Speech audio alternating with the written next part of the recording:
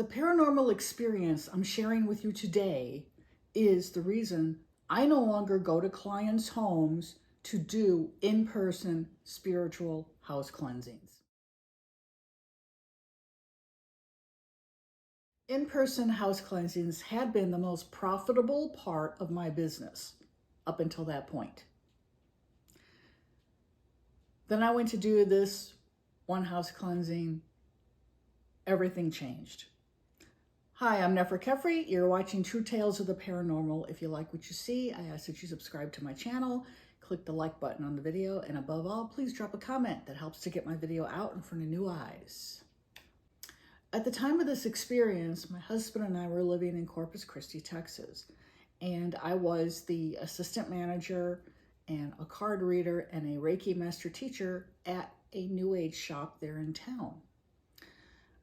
Now, when someone's having a spiritual problem in their home, 9 times out of 10, they're not going to know where to turn.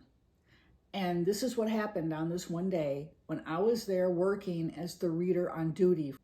In laying out her cards, I did a typical Celtic cross. A Celtic cross is a 10-card spread, and it gives you an extremely informed analysis of a particular situation, a question, or even a relationship. So she sits down and she says, I'm not going to tell you anything. I want you to tell me.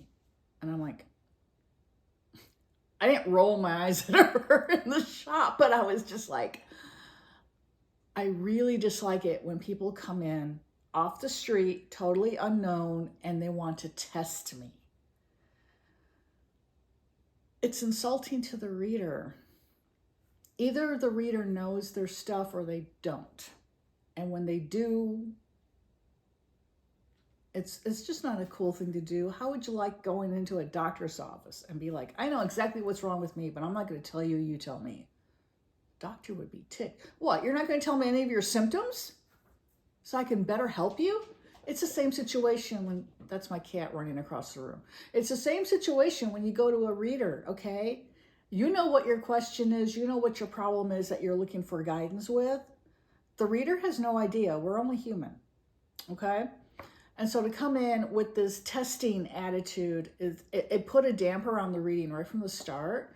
And I told her, I said, listen, I need at least something to go on because, you know, the deck has 78 cards, yes.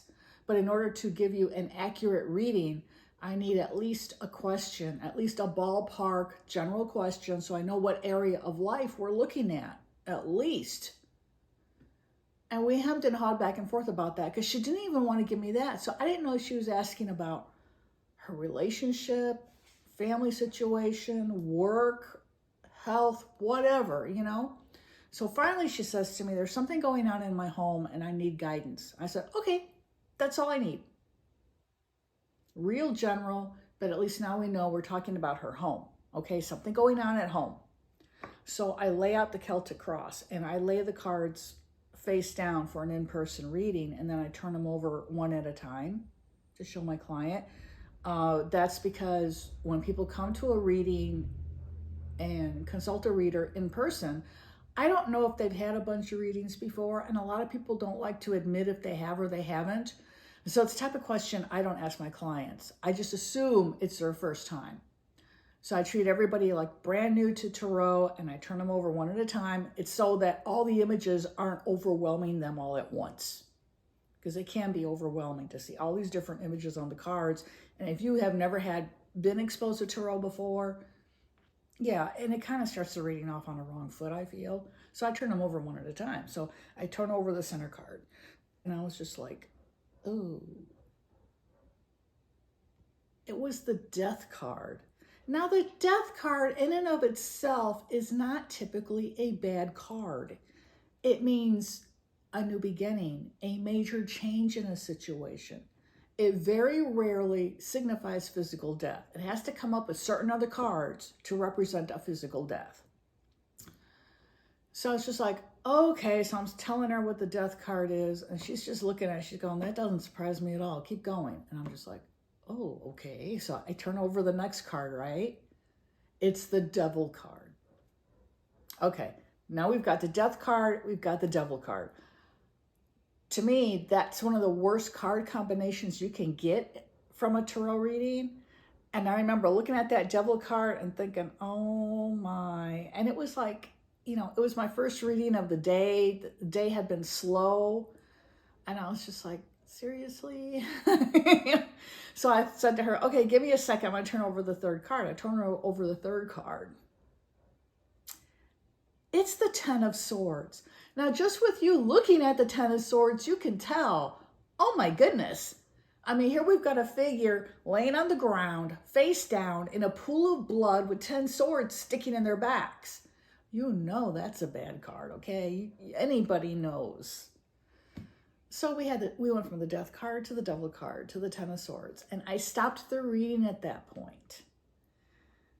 And I said to her, please be honest with me. Is there someone in your home who has been physically harming you? And she says, yes, but it's not what you think. And I look her straight in the eye and I say, it's not your partner. She says, no, it is not.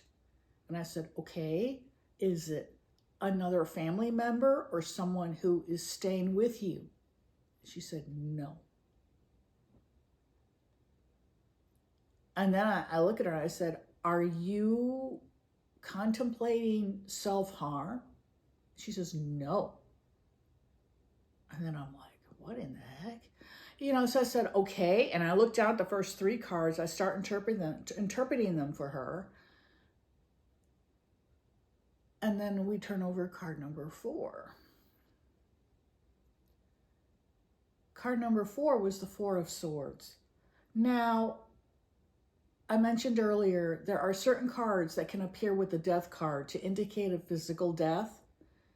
Very few card combinations in the tarot deck actually indicate that, okay? So when you go for a reading, if you do, and you get the Death card in a reading, don't freak out, because 9 times out of 10, that's not what it means. Four of Swords is one of those cards that means a physical death when it comes up with the Death card. But we also had the Devil and the Ten of Swords in the reading already, right? The Devil card, the Ten of Swords, and the Four of Swords are the 3 cards that can mean a physical death when combined with the Death card. She had all 4 cards screaming out physical death at the start of her reading. And I had to tell her that. And she was amazingly stoic. She just sat there, she looked me dead in the eye. She goes, you're not telling me anything I don't already know. Please continue. And I'm just like, wow, okay. So I kept on with the rest of the reading. Now, the one of the cards that came up, now from my memory, I don't remember beyond those first 4 cards. Those first 4 cards were, to me as a reader, so earth-shatteringly mind-blowing. I've never forgotten it. But other cards that showed up in the reading were the Four of Wands. That represents your house, your home. And it can represent a forthcoming marriage. She had, I can't remember. She had the Ten of Pentacles in the reading somewhere, which meant a happy family who was financially sound. They had all their needs met, weren't worried about money. Beyond that, the other cards are fuzzy, so I'm not sharing any other tarot cards here because I don't no longer remember. This reading was, 97, 98, a long time ago. So the end result of the reading, I told her, I said, there is an entity in your home that wants you dead. And she's like, absolutely correct. Can you help me? And I'm like, whew. And I said, well, part of my business is I do in-person spiritual house cleansings. She says, when can you come out? Not how much does it cost? How long does it take? No. When can you come out? And I said, well, for something of this nature, I need to bring 2 other people with me. And I explained to her the concept of a second. In house cleansing lingo, the second is someone you trust implicitly who has abilities like your own. You bring them with you for a house cleansing, just in case something happens and you fall out during the cleansing and for whatever reason you cannot physically continue performing the house cleansing. Your second is meant to take over your job and finish the job. Now, my second happened to be actually one of my clients from the shop who happened to be very psychic herself. Her father actually happened to be a dark magician, someone who literally practiced the dark arts. So think Aleister Crowley type stuff that he would do. And this had affected her energy. That's how we had met. I had done a number of cleansings on her to get this stuff off of her, so she was free and clear now. And when I would go out and do cleansings that I knew would be heavy duty, I would have her come with me. So I said, I need to get my friend to come along, and we're going to need a third person to be the photographer because we won't have the ability to do that. If it's going to be as serious as this, we need to concentrate 100% on our procedures. She's like, that's fine. I told her the price. She says, no problem. And she paid me up front. I was flabbergasted. I said, all right, let me get a hold of my friends and I'll let you know by tonight. Got a hold of them. We came out that following Saturday to cleanse this woman's home. That Saturday, I went to a shop to pick up a couple of items I needed for the cleansing I was a little bit low on.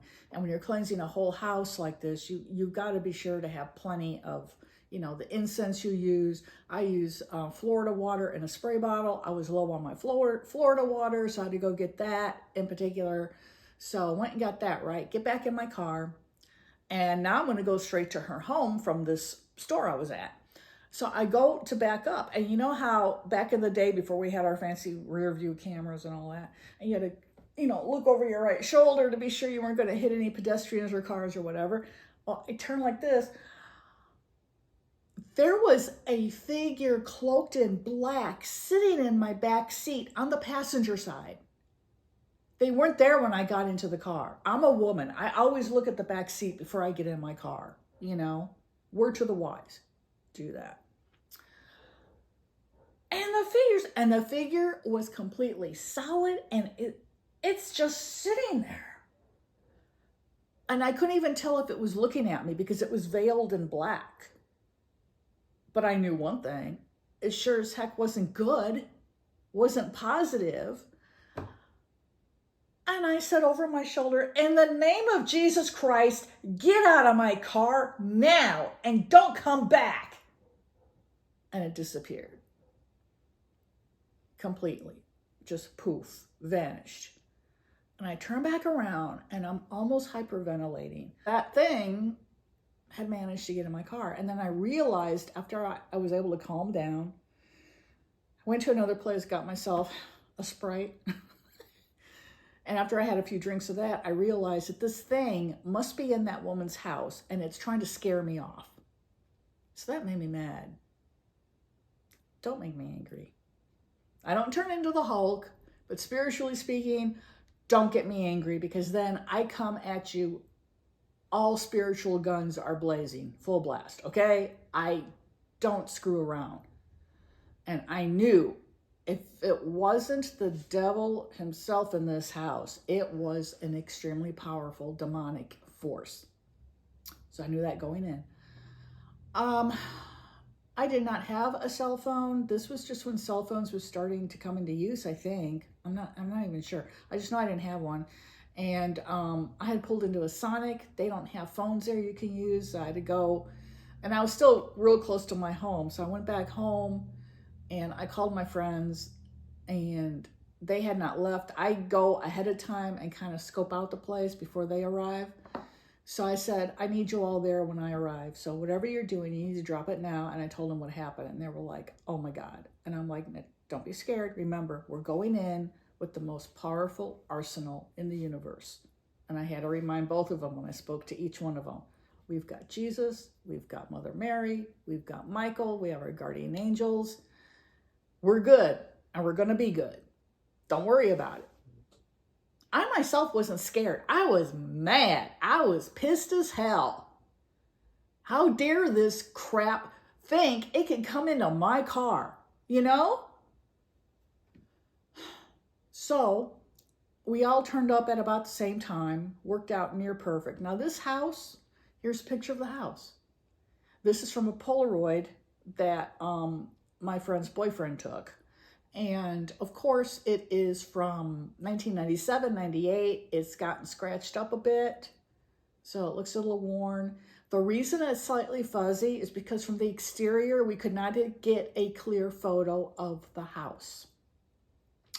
He had come armed with 2 Polaroids and a 35 millimeter camera.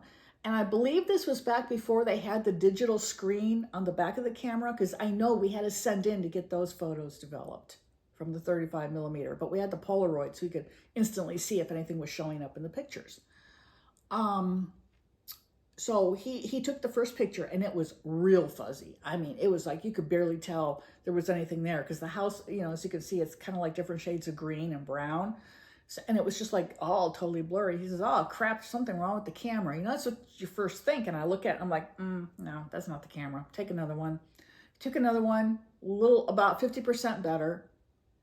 And then we ended up with this one that you're seeing here. This was the 3rd photo taken. As soon as it processed, I said, take another one quick. Same exact view. All 3 of them have been the same exact view, but the first 2 were total crap. Couldn't see anything. He takes a 4th one and we look at it and I'm just like, take a 5th one, hurry up, hurry up. He took another one and he's like, what is it? What is it? And we laid the final 3 pictures side by side. Unfortunately, I don't know what happened to pictures 4 and 5. I have them somewhere in my home. That's a whole other story I have to go into in a second here. But in this photo, you can see the demonic energy if you look. Now, this house had like green shingles along that upper wall to either side of that long, narrow window. Green wooden shingles, okay? These shingles were not metal. So the shingles were a non-reflective surface. And yet you can see it here, and I'll zoom in. 2 red eyeballs. Not only that, but this is, remember, picture number 3, 4, and 5 exist somewhere in my home. They mysteriously disappeared along with all the other pictures from this house cleansing. I had them in a desk drawer in my office. They're gone. The entire envelope is gone. I don't know what happened to it. I have this one because I pull it out every so often just to remind myself, yes, real evil exists. Not that I really need a reminder, but it just it fortifies me, you know, in my spiritual faith and in knowing that I'm doing good. I'm really helping real people with real spiritual problems. And that's my soul's mission. So I have this picture kind of handy. I keep it in a side drawer in my desk, but I keep the other one in my lap drawer, in the back of the lap drawer. It's not in there. I don't know what the heck happened to it. I have my suspicion, of course. I did look for it really, really hard, and in places where I knew it would not be. I have yet to find it. When I do, because it'll just be a matter of time before I figure out where the Spozo put my pictures, I'll do a part 2 follow-up where you can see the pictures. Anyway, you got the red eyeballs there. And in this picture, you can't really see it in this one too well. I basically saw it with my 3rd eye, with my psychic vision. There's a cloaked grayish figure on the left-hand side of that long, narrow window. And it just looks like someone with a sheet over their head. And that's what I'd seen in the backseat of my car, except that one was completely black.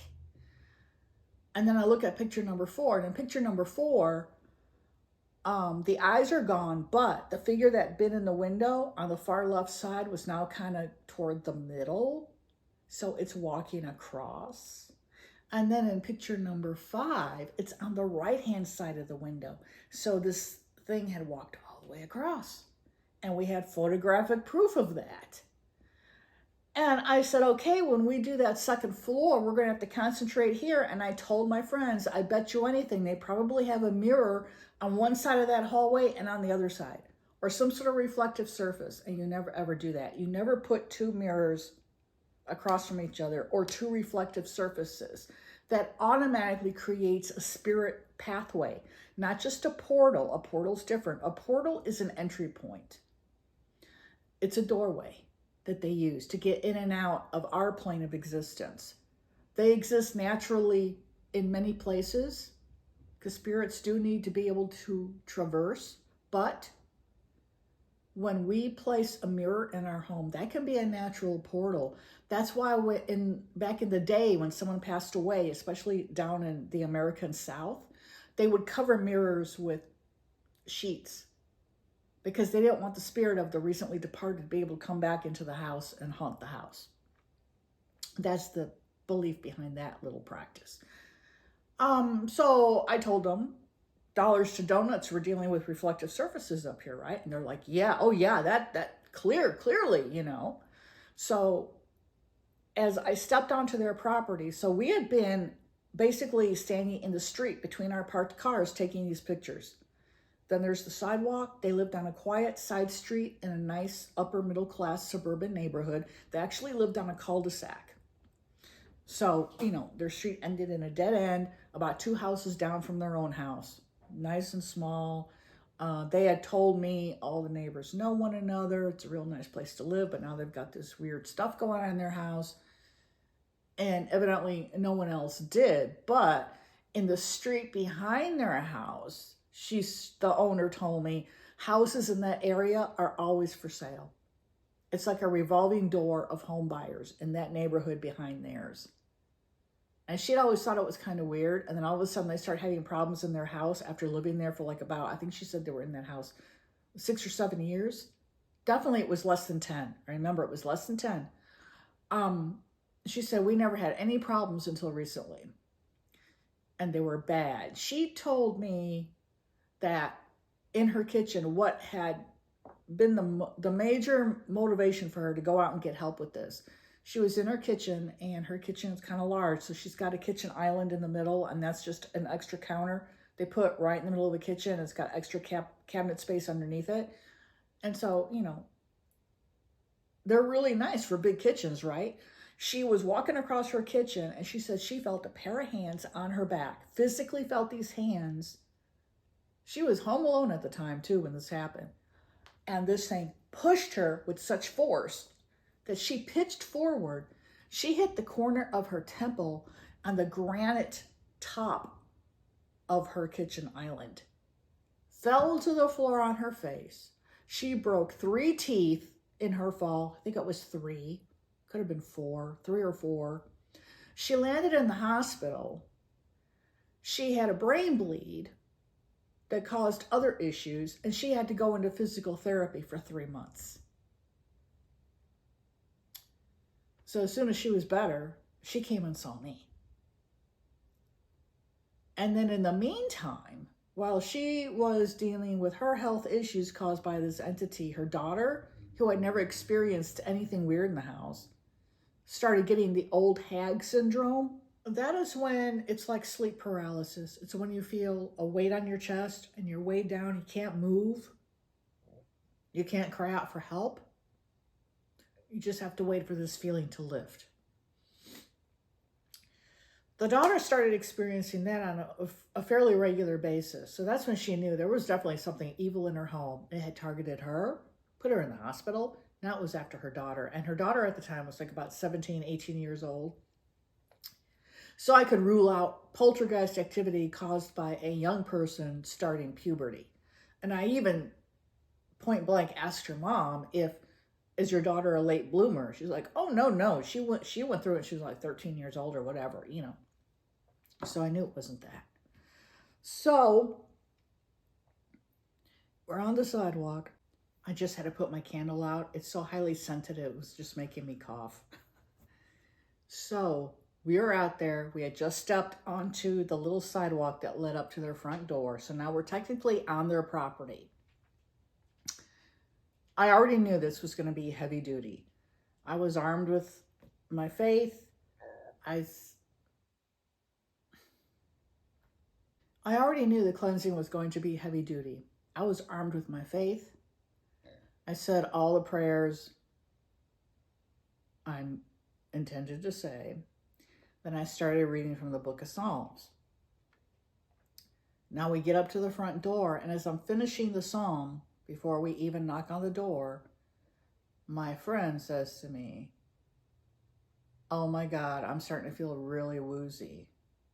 And I'm like, did you eat today?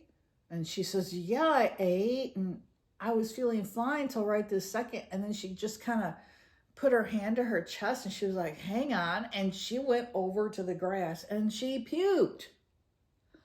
And I'm like, whoa. I'm like, are you going to be okay? She says, yeah. And then we kind of made a joke about the second falling out before the primary spiritual practitioner falls out, you know? Because she clearly was. I mean, she was clearly in distress. And so we stayed outside a few more minutes and she convinced us that she was okay to go in the house. Meanwhile, her boyfriend's like, Nefer, I don't have experience with getting rid of spirits. I cannot serve as your second. I'm like, I know, it's okay. Don't worry about it. So we go in, you know, we knock on the door. The owner and her daughter are home. They let us in. The husband was not there. The husband never heard anything. He never saw anything. He never sensed anything. And as far as he was concerned, both his wife and daughter were crazy. And he wanted no part of it. So he took off, went to go see a movie or who knows what. So he was gone the whole time I was there. It was a 3-hour cleansing. They had I can't remember. It wasn't even really that big of a house. I want to say their house was like 1,800 square feet. Something like that. It was a 2-bedroom, 2-bath house. And also when we walked in, we were stunned because the front door opens up into the living room. There's this huge living room there, and it's got this skylight in the wall that you can see from the street. That was that long, narrow window that we had assumed was a second floor hallway because of that entity that we saw in the photos walking from left to right. But it wasn't. It was just a skylight. There was no hallway up there. And the three of us looked at each other when we walked in the house and we went, are you seeing what I'm seeing? And the owner's like, what's up? And we showed her the Polaroids right there on her coffee table. And she's like, oh my God. And her daughter was like, I don't like that window. It was never a problem for me in the past, but recently I really don't like that window. I'm like, yeah, because there's something up there going back and forth. So now we knew we had to target that window. And I immediately thought, okay, windows a reflective surface. What's on the other side of the living room? Nothing. It was a blank wall. They like had a painting up there or something. And it wasn't even, I don't even think it was in a frame. It was like an acrylic painting, but not in a frame. So there was nothing reflective. There was no glass over there, no TV, nothing like that. So I start asking, basic questions that I do when I do a house cleansing. And then I do my walkthrough. And as I'm doing my walkthrough, I notice from the living room, off to the side is her large kitchen. And she showed me exactly where she fell, where she hit her head and everything. We went and looked at the spot. Coming back to the living room, on the other side of the living room is a hallway. And from that hallway, you get to the bedrooms and the bathroom. And there was like another room back there that they were using as a den or an office. And I noticed at the end of the hallway, there's a mirror. And to either side of the mirror, there are two sconces there for candles. And they had large, wide pillar candles. They were basically as wide as this one, close to it. And also it was clear that those candles had been in use. And I asked her, I said, do you light those often? She goes, no, just once in a while. We typically do it when we have company, because when they go to use the restroom, it's kind of like a little atmosphere in the hallway, that's all. I'm like, okay, yeah. So, but on the opposite end, what was on the opposite end? Remember, that hallway opened up into their living room. And then beyond the living room was the kitchen, right? Well, level with the mirror that was at the end of that hallway in the kitchen was the door to their microwave. And the door had a glass panel. There was your opposite reflective surface. Something as seemingly harmless as a microwave or any type of kitchen appliance that has a reflective surface can serve as one end of a spirit pathway. And that's what we had here. We had the mirror at one end, the microwave at the other. Couldn't do anything about moving the microwave because it was one of those that was built into the cabinet space. So it was underneath and attached to the base of her kitchen cabinets. But she sure as heck can move that mirror, right? So I told her, I said, you're going to need to move that mirror. And I explained to her why. And she was like, oh my goodness, really? And I said, yeah. And then her daughter says, I never even liked that mirror. That mirror always gave me the creeps. And her mom's like, you've never said anything to me about that. And she's like, well, I did. I don't like that mirror. I would like you to get rid of it. Then the mom tells me she bought it at an antique flea market. And I'm like, ma'am, when you buy things that are thrifted, that are used, that are antiques, often they come with energies attached. There's a guy who's made his entire career out of getting haunted objects out of people's homes, identifying what the object is and getting it out. John Zaffis. Some of you have no doubt heard of him. He had a show on the Sci-Fi Channel called The Haunted Collector. Really good show. If you can find it online somewhere, I highly recommend it. So I told her, you have to get rid of that mirror. I said, I wouldn't even bother to recommend you have me cleanse it. I said, because A, it's already been used, excuse me, it's already been used as a spirit pathway. So it's already tainted in that manner. And B, it comes from an antique, flea market. You don't know who had it before you. And did they even use it for any rituals? Because a mirror is a very magical object when used with that intention. So, my cat's on the chair next to me and she reached over and touched my leg. So I said, number one, you got to get rid of the mirror. She goes, consider it gone. As soon as you leave, I'll take it off the wall. I said, good. I still had to cleanse that pathway that was being used, that ran parallel to the window overlooking the street up in the living room wall. So I figured what was happening was the spirits were using that hallway through the living room into the kitchen, kind of, but they were like up along the ceiling. And so their activity would reflect in that front window. And that's what the Polaroid caught from the street before we even went into the house. So I start going through and doing what I do for the cleansing. And I'm about, well into the cleansing. I'm like just past the halfway point.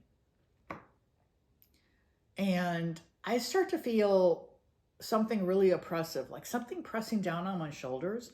And I turn to my buddies and I'm like, do you feel this? And they're like, feel what? And I beckon them, get closer to me. And they get closer to me and they kind of lean in like, what? And then the photographer was the first one to say, oh gosh, what is that? And he kind of went like this. He goes, I feel like someone's pushing down on me. And he's like flapping his arms like a chicken, And then my friend says, I feel sick. She rushes past me. I was just about to go in we were in the master bedroom when this happened. I was just about to go into the master bathroom to cleanse it. And she had to rush in there ahead of me and vomit into the toilet. And I was just like, man, I'm so sorry. And she goes, I don't know. I think I got to go lay down. I feel terrible. And I'm like, great. I lost my second. My second fell out.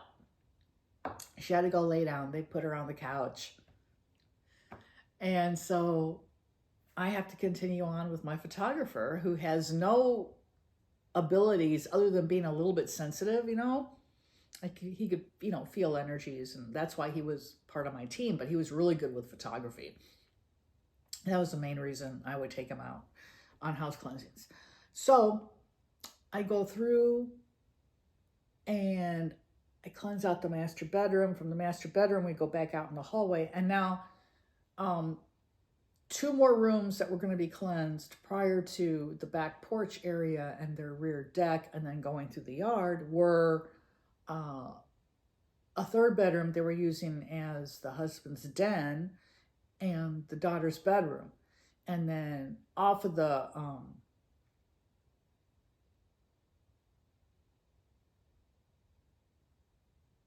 no, wait, was it like that? No, it was the husband's office.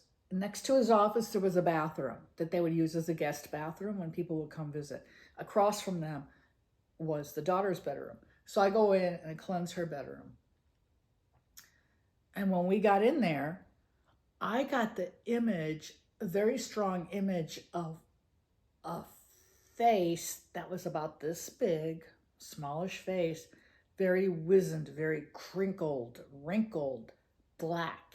And it looked like it was all burned and like the skin was just going to flake off of it. And it had bright, like lit up green eyes. I don't want to remember any. There were more details. I just don't want to think about it. Sorry. That's enough. And I was like, oh my God. And it was crouched down in the back corner of her bedroom next to the headboard of her bed. And so I start yelling at it and I'm saying, in the name of Jesus Christ, I command you to get out of this house. This is not your home. You're not welcome here. You don't belong here. Get out before I call in St. Michael, who will take care of you, and you're not going to like that. And the thing was in the corner and it started like making this rustling sound. It wasn't really, I couldn't see it moving, but it kind of sounded like wings fluttering, like a large pair of wings. Again, I couldn't see it, but I could hear it. Meanwhile, my photographer is snapping pictures with his 35 millimeter, because this was like toward the end of the cleansing on the interior. And he had already gone through, he didn't bring enough Polaroid film. So at that point, we didn't have anything we could process immediately on site. So he was snapping pictures with his 35. And he turns to me and he says, there's definitely something in that corner because it's throwing off the focus of my camera. I was like, wow. You know, on a 35 millimeter, you kind of expect that with a Polaroid, but a 35 millimeter with a seasoned photographer, trained photographer. So he's like, I'm doing my best, but they're not going to look good. I'm like, that's okay. Just keep taking them. Not a big deal. So that thing then scurried under the girl's bed. I really don't like talking about it. For good reason, this was my last house cleansing in person, ever. I'll never do another one. Because the more you deal with purging the dark from people's lives, the more serious the cases become, because it starts to threaten you. It's like, oh yeah, you got rid of this, well try this one. And it always takes it up a couple of notches. And this was like, went from here to about here, you know, compared to the case I had just done, like literally the previous weekend. It was from here to here. So I worked on that room as best I could. And as we walked out, I was like, that thing's still in there. I know it's still in there. But I didn't want to let on that I knew. Because these things are smart. And the last thing I wanted is for it to try to attack me. So then we go into the husband's office. That seemed perfectly fine. Nothing wrong. Then we go into that bathroom. Because after the bathroom, there's a bit of blank wall. And then we're in the living room again. So we would have made a complete circuit. Counterclockwise circuit. And if you look at my other video here, you'll see how to cleanse your home. I highly recommend you watch this video. And no, I am not doing that for views or for subscribers. I'm doing it in order to help educate you. Watch this video next. It's also linked below. So his office was fine. We come back out. So now the last room to do is the guest bathroom. So we go in there. And the second we go in there, I felt a wall. I literally felt like if I took another step, I was going to smash my face against a wall. So I kind of stood there. And also my sensitivities told me, don't touch it. Because whatever it was, I strongly felt I could bring it home with me. And that's the last thing you want to do. And there's a whole other process the practitioner has to do before they even get back into their car to go home after a house cleansing. And even so, sometimes you can still bring stuff home with you. I fortunately never have, but it's happened to colleagues of mine. So it is a very real possibility. So I'm like, okay, I'm not going to touch that wall. And I have my Florida water, the spray bottle, and I just start spritzing it all and saying my prayers. And I told my friend, the photographer, repeat the prayers with me. So he's saying them along with me, and I'm spritzing that. And then you can kind of see the water through the spray bottle. It had a really good flow on the spray bottle, and I want to say the water would go out up about arm's length without any problem. It was going out about halfway, maybe about 10 inches, maybe a foot, maybe. And then it would just like, disperse into the air as it would at the end of its spray range, which was actually a little more than twice as long. So I knew there was something spiritually there, and the Florida water was going up against it. So I repeated all the prayers, and then I told St. Michael, I said, Archangel St. Michael, I said, just said it in my own words after saying the prayer to him. I said, I am sick of this. Please come in and drive it all out. I'm tired. My friend is sick. We need to go home. And whoa, from my back, I felt this rush of heat. And it felt like there was a 450-degree oven door that just opened up right up against my back. And the heat enveloped me. And my photographer friend who was right next to me, he kind of flinched and he looked behind. He goes, what was that? I said, don't worry, it's Michael. It's Michael. Archangel Michael is the archangel of the element of fire. So when he comes into a situation and you ask for physical help with something, he brings the heat. And that's what he did. And that heat, it went through me and out. And when it went out, it just kind of went like, poosh. And I sprayed that spray bottle again. You could see it kind of come up against the barrier. And all of a sudden, boom, it was going all the way through, hitting the shower door, no problem. So Michael had pushed whatever was in there physically out of the home. I went through, completed the cleansing, went outside, completed the cleansing without incident. That's why I always do the house first, the land second. So, because usually once you get the stuff out of the home, the land is a piece of cake. And then we went out, cleansed ourselves really, really well. My friend was okay. She felt fine. And we all went home without incident. I called a family a week later, and the husband answered. So I had to speak with him. And then he tells me, just what his wife had told me. I never saw anything.